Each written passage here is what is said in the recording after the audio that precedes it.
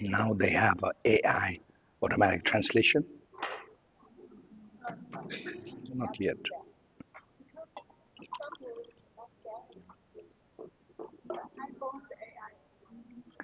There's AI, automatic translation. It exists.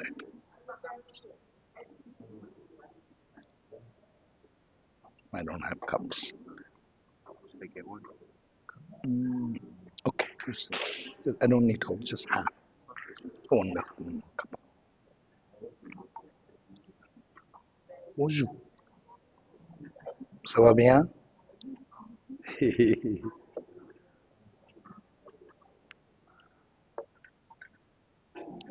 Enjoying? Okay, thank you.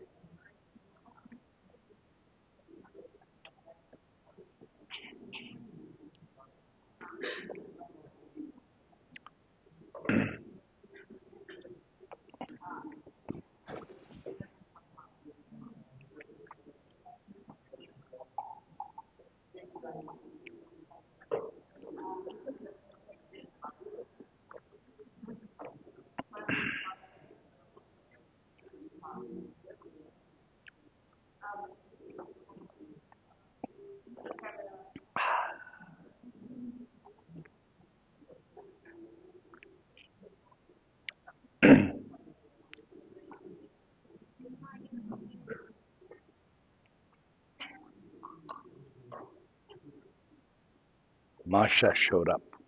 I was thinking when Marsha's gonna show up. She finally showed up. You're supposed to show up earlier.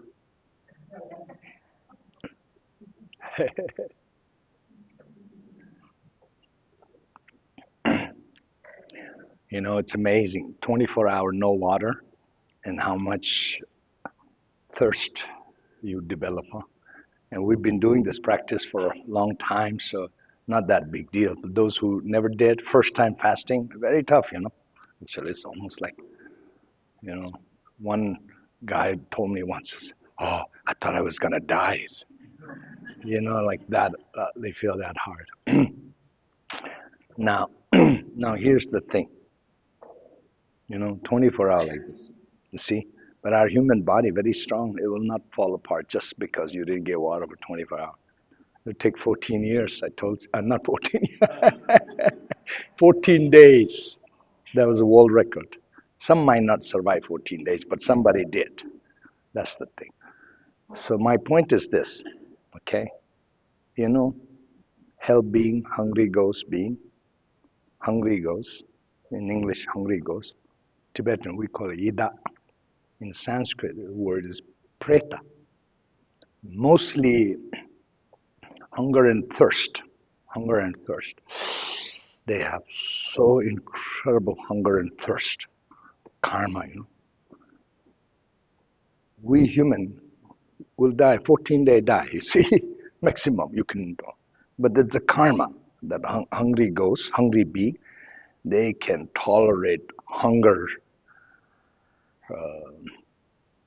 barometer test, say from 0 to 1,000 and 10,000, 100,000, million, and so on point. You know, like how much thirst you go if there was a test like that. Okay, okay. We human maybe we can go hunger from 0. Go when the number reach 500, 600 high, we're dead. You can't tolerate any more than that. There's a human and it's understood like these hungry ghosts, they can tolerate this hunger, say like test number, up to hundreds of thousands, a million like that, and still doesn't die. This is the understanding. Same thing with hell being. hell beings, pain and torment that they can endure, suffer. Human beings, at some point, pain, conscious, unconscious, dead, you cannot tolerate like that. It is understood like that in Buddhist teaching. Some kind of karma. Tolerate so much pain and suffering, so much hunger and thirst. Yeah, and there's so many incredible stories about, some Bodhisattvas ended up in some areas like that and how they're suffering and so on and so on. Just incredible stories.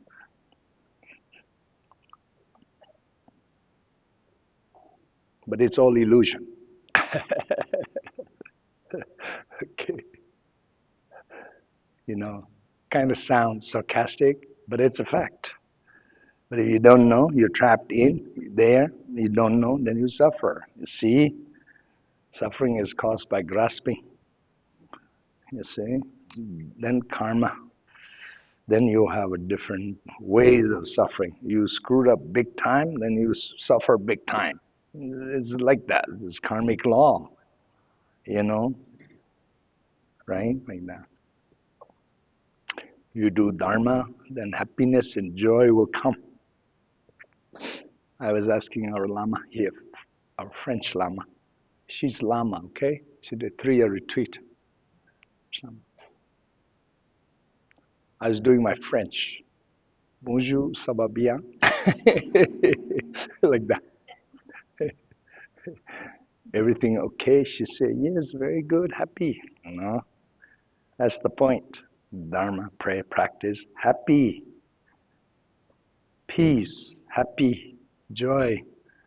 And not only that, eventually, great joy and happiness coming. That's what we're looking forward to. Enlightened joy and happiness. See, I told you many times, first step enlightenment is first Bhumi Bodhisattva.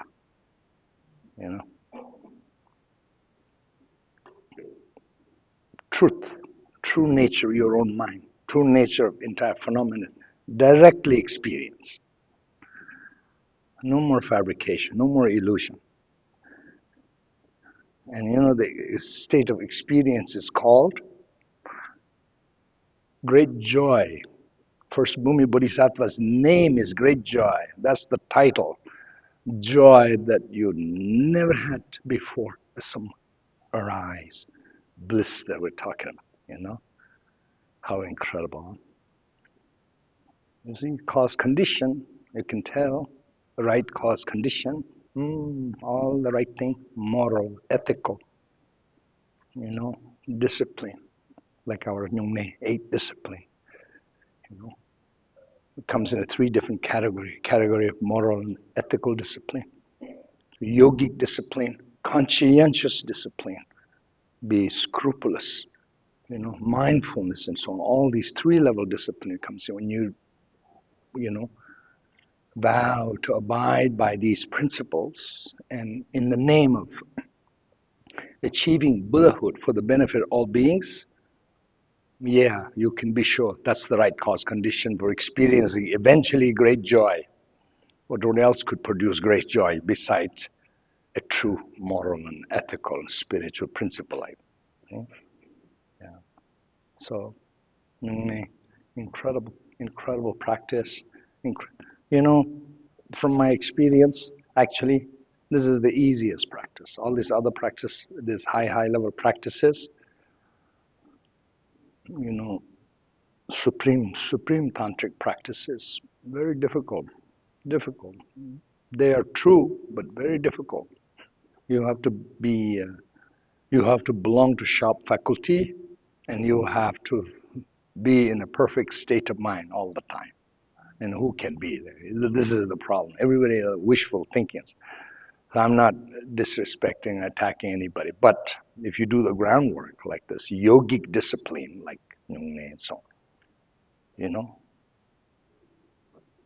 if you're steadfast, held together, your spiritual ground with the higher principle, 24 hours, you got it. Like, you did it. This type of thing, you see? Like that, no? Nyungne. Nyungne, I'm a Nyungne guru. I am going to promote Nyungne. I'm going to try and commercialize it to the whole world.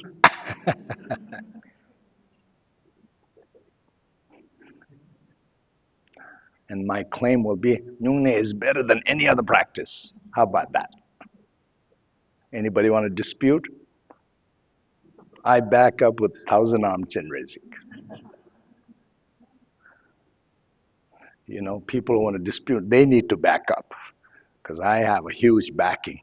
My lineage gurus and 1,000-arm chin raising will back me up. I can hold my ground.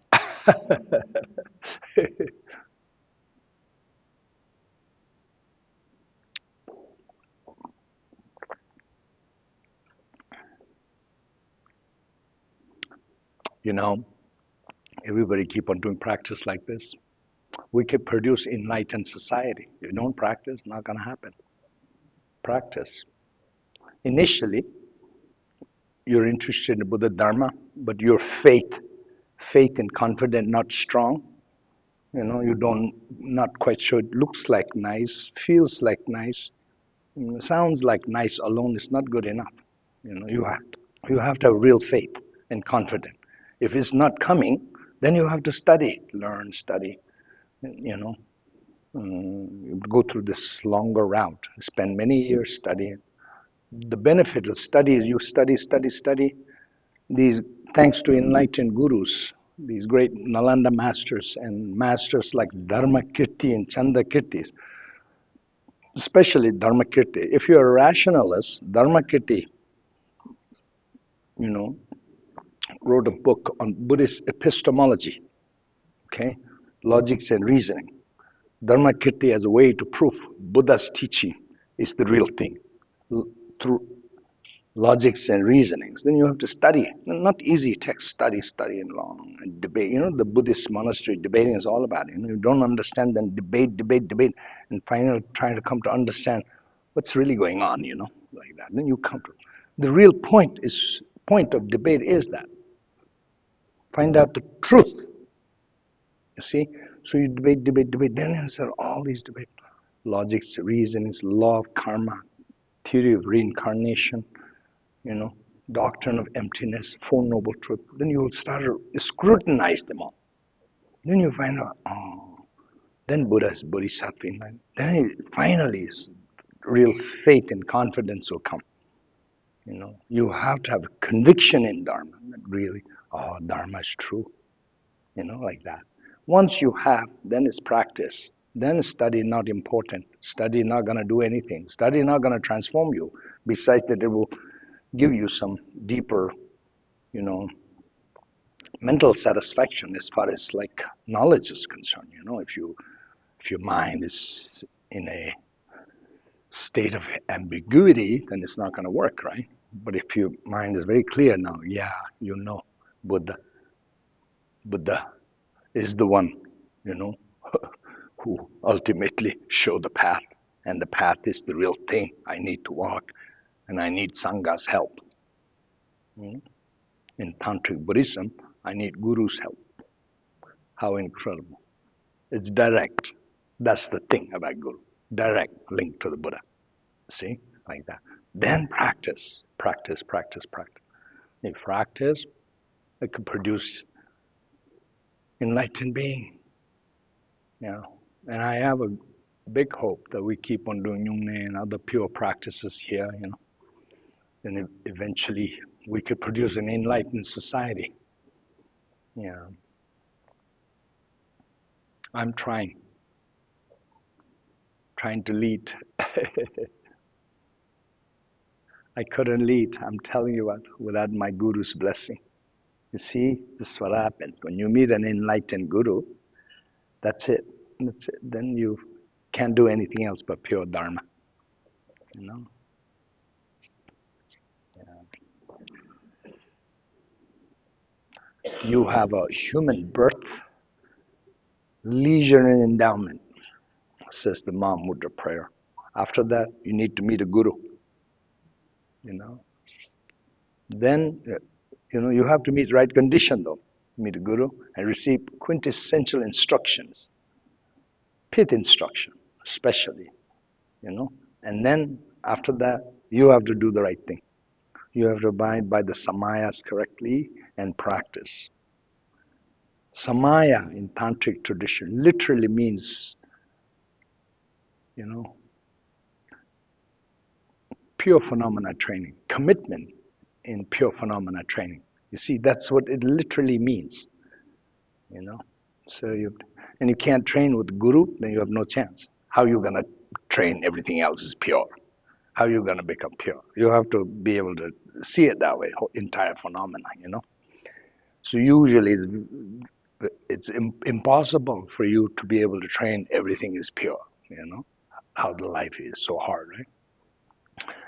But if you're true to path and fortunate and, meet an enlightened guru, if you can at least train with the guru, even guru who comes in human form and human flaws, Of course, gurus will have human flaws because they're human form. Like my enlightened guru, he has human form and he had a human behavior, which looked like not perfect too, Very often. Sometimes it's a circumstance, situation, people do an unreasonable thing. Guru's getting upset too, and things like that, You would want, no matter what people did, guru not get upset, right? Things like that. That's not possible, impractical, 16 Karmapa was the greatest being I ever met in my life. 16 Karmapa. You remember a few days ago, I was telling you that my friend, American Lama Lama Tashi, was saying Buddha, Karmapa, because he met 16 Karmapa, so like Karmapa. And I told him, no, Karmapa is not Buddha. Karmapa, in a Tibetan word tulku, in human form, tuku, as is almost as perfect as I can get. 16 Karmapa was like that. So great. But 16 Karmapa also misbehave from the point of view of ordinary people. Karmapa get upset, Karmapa you ask Yonzi Rinpoche. Yonzi Rinpoche just said he got a lot of beating for Karmapa. And then he's, because of some of his thing, he has sometimes little bad mouth Karmapa to him. I said, aren't you Karmapa? Yeah. And then he said, oh yeah, I love him and I hate him too. You see, human being.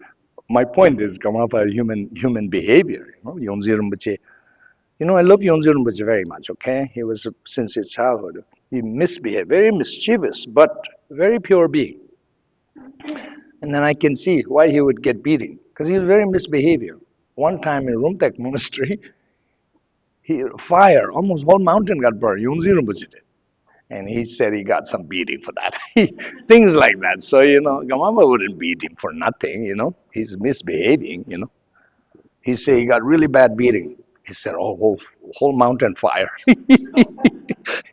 Imagine somebody, one of the Yonzi Rinpoche here, and he put a fire and all our entire, everything on fire, I would beat him too. I'm going to show my human side.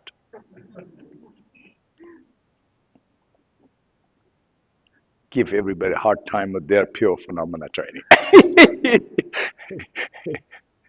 So this is the thing. My point is, you see the Samaya point back. This is a very, very, very, very absolutely important point in Tantric path. Now here's the thing that you have to understand. If you really want to become enlightened, that's the issue. If you yourself wants to become an enlightened being, completely pure being and free being in this life, then you have to take Samaya very seriously. That's the only way. There is no other way. You have to train in pure phenomena. And you're not possible to train with everything else. And you have to be able to train at least with Guru. That's number one. All the Samaya thing, tantric root downfall. Number one is Guru. You screwed up with that, and you don't have a chance. That's the number one. So the point is, even you cannot see anybody and everybody pure, some kind of like pure phenomena training, as long as you can see Guru that you have more or less benefited from. Even he has human flaws. Like you can say, oh, okay, my guru is pure, perfect. It's to your benefit. That's the point. You can't do that, then you yourself don't benefit. Your pure from training will have a long way to go. That's what it is. But amazing though, if you can just do the guru, it still works. That's the thing. How amazing, huh? You know, I came to this understanding a long time ago. It's quite when I was quite young. You know, I was lucky. I have a karmic connection to my guru. I had a lot of devotion to my guru since childhood. I was one of those kids.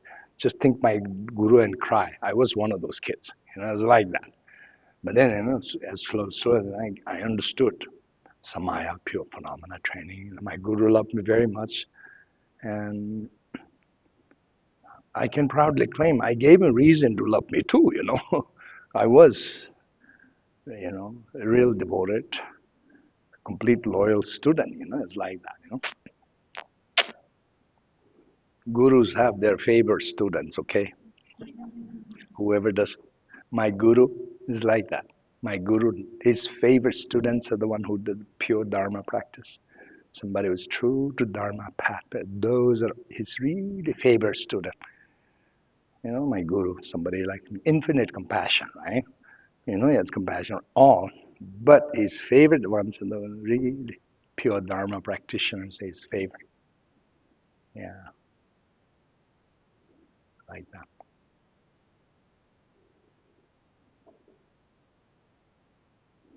Yeah.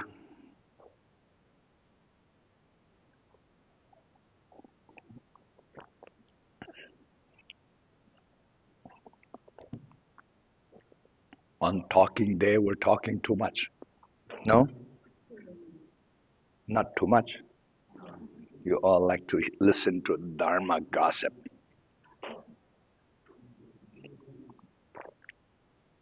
Yes, dear. In one of the prayers, it says, even our good deeds are tainted with pride and attachment. What's the solution to spiritual materialism and attachment? One of the prayers says pride and attachment. Repeat that thing, whole thing. One of the prayers says, even our good deeds are tainted with pride and attachment. Okay. What's the antidote to spiritual materialism and attachment?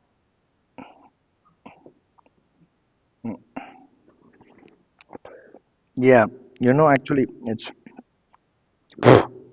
yeah, that's a good question. And this ordinarily people cannot help. Okay, Um, so that's why anything and everything you do, you start with pure motivation. Even if you want to do like some charity work or something, you know, charity or something. So, okay, this is you know, this is to help this person in order to help achieve Buddhahood for the benefit of all beings. For that reason, I'm doing this. Your attitude. Then, when you do your best to try and sincerely gift, and then after that, the merit of your virtuous deed, dedicate. That's the thing. Dedication makes it completely pure. No dedication makes it conditional virtue. Yeah. So in Buddhism, the virtues is of two, conditional and non-conditional. Conditional means like you do one good and that has one result and that's it. The condition it's just based on that circumstance, situation. That's it. You know, you save a life and you receive a life here, and that's the end of that. Once you receive life, that's the end. That's a conditional virtue. Unconditional virtue is you save life for the cause of achieving enlightenment benefit also. That virtues of that has no end.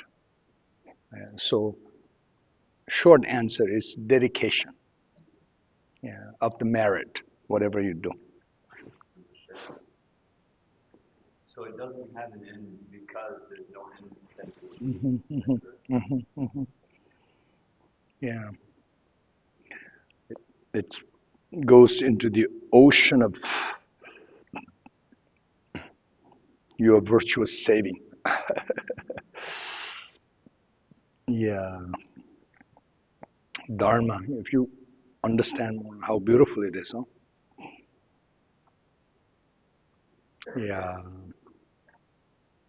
You know, this is the thing about Buddha Dharma, so amazingly precious. You know, true fundamentals Buddhists are the most intelligent people, the most brilliant people.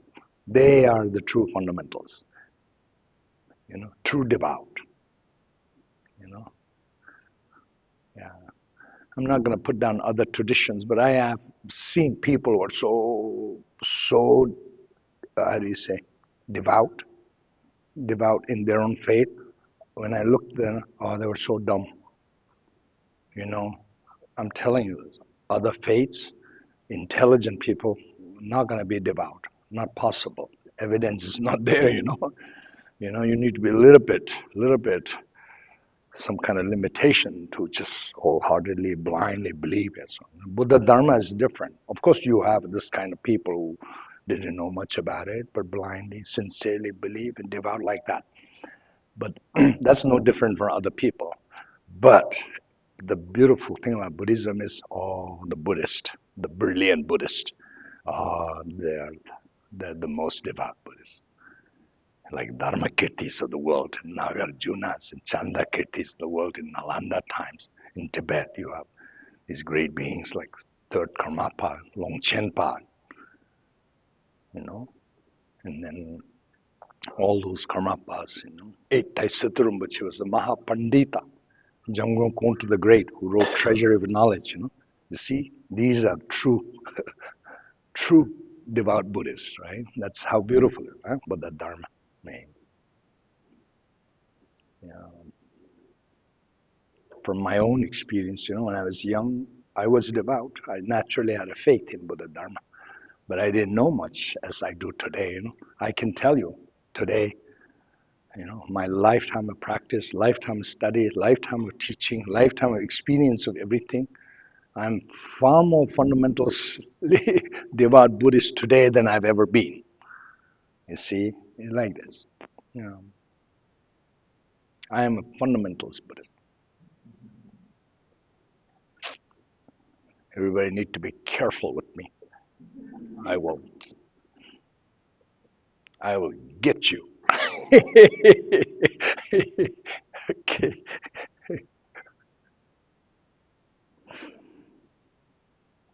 Irene. Irene has question. Okay, I'm gonna try to listen and if,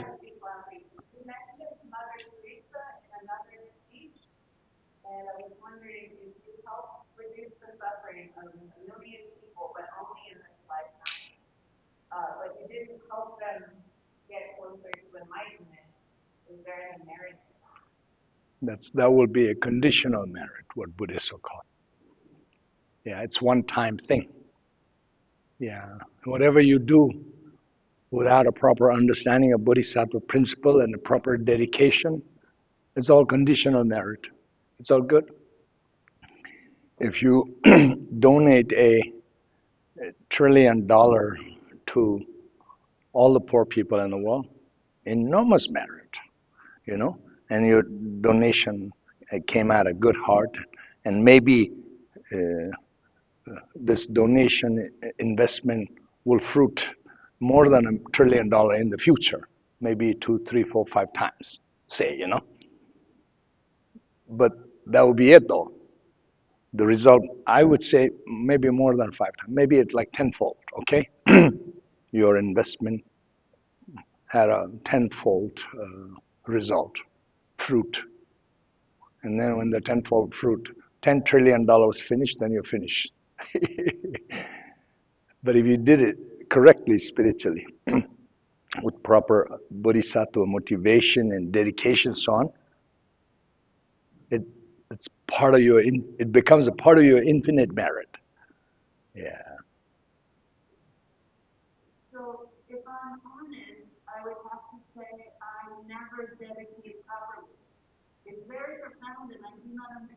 Yeah. Well, yeah, proper dedication is very difficult. But at this point, only thing you can do is what we call a emulation dedication. You emulate. That's why in our prayers, like 35 Buddha confession prayers. Buddhas of the past, how they dedicate. Buddhas of the future, how they dedicate. Buddhas of the present, how they dedicate the merit for the benefit of all sentient beings. I shall in their footstep do the same things. That's all you can do right now. But you have to have the correct understanding, Okay, tell whatever. Okay, let's say like today, we did whole day practice, and at the end of the last prayer is our dedication prayer, you see? And it says, okay, today's prayer practices. Oh, so good. I like it. I'm going to hold it. No, it's like, okay, it was for the benefit of all being. Then you getting closer and closer to the real thing each time you do. Yeah. And then, actually interesting, it's very, very profound. This dedication concept is very, very profound. Dedication literally means complete give up. Now you understand? You remember I was telling you one of the times, surrender, ego, you remember? Same thing, complete give up. You do all the right thing, because there's the right cause and condition for right thing, Yeah, all the thing, charitable thing, a virtuous thing, and all this activity, it's for the benefit of all sentient being only. Not for yourself. It's for the benefit of all sentient being. When you have perfectly amassed perfect merit, then that's how you will have perfect enlightened activity. You see? Like this, for those purposes. So you try and do that, I'm not trying. At the end of the day, okay, today's whole day, pray, practice, all these things, this is for the benefit of all being. I'm not going to hold on to it. I'm completely, dedicating. I'm completely letting go for the purpose of helping all sentient beings. This is how you have to. So, in other words, Susan's question is really true. It's very difficult to do the real dedication. In order to do the real dedication, you have to understand the emptiness nature of phenomena. Nature of phenomena, prayer, practice, Nyungne, 8 precept vow, what's going on in the world, that they're all empty. You have to have that understanding. This is where the difficulty comes in. But, Lord Atisha had said that beginner practitioners, unenlightened practitioner actually would not be able to do the actual dedication. You can only do imitation dedication, so to speak. The closest imitation dedication to the real, dedication is to try and see everything is illusions. Yeah. Today, this morning, I got up, came here, a little bit thirsty, drank, took vow, pray, bow, everything, all those wonderful things. And then I did this for the benefit of all. They're all illusion, but this is all for the benefit of all sentient being. If you can think it like that. See how it was, illusion is not difficult to understand, right? The real emptiness is difficult. If you don't have direct experience, you have no clue, But the illusion part, it was like a dream. It was like a play in the movie, beautiful play, but it was still like a beautiful play in the movie, right? At the end of the day today, whole thing was very beautiful, but it was still like that, illusion like that. And Lord Atisha said, you can see subject, object, and action. It's called free will in Buddhism, okay? Or illusion, and it's called imitation, authentic imitation dedication, like an imitation meat, beyond meat and impossible burger. Closest. Okay, Mark, you want to come by?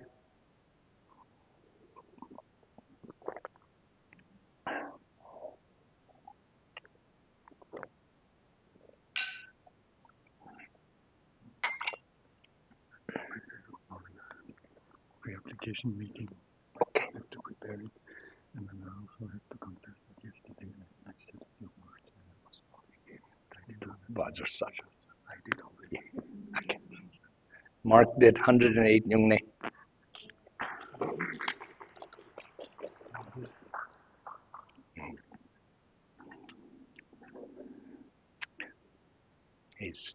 ticket. He got a good ticket.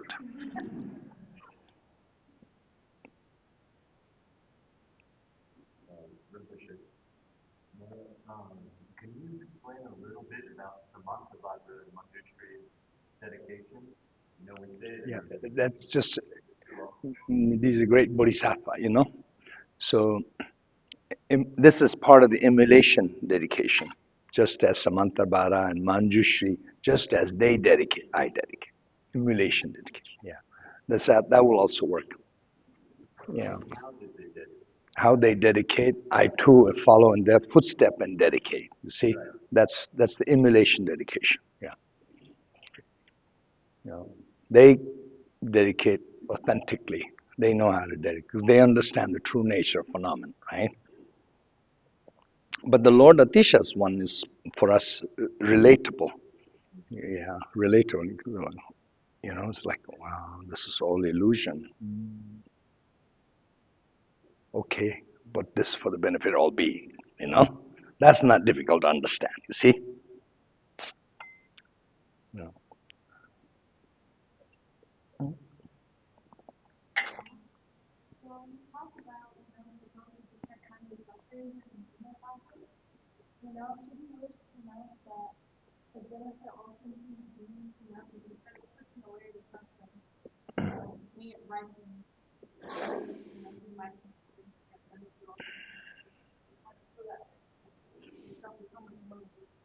Your sound wave particle didn't come correctly in my ear. when we suffer, should we think in our own minds that may our suffering benefit others? Yes, that's a correct thinking. Yeah, that's one of the thinkings. One of correct thinking. There's many different ways. So I'm so glad I suffered for all the right reason, enlightened cause. And then my suffering be substitute for everybody else's suffering. Yeah, things like those are all correct thinking. Yeah. Lojong training, mind training teaching, Lord Atisha's Lojong training have this kind of teaching. They don't tell you.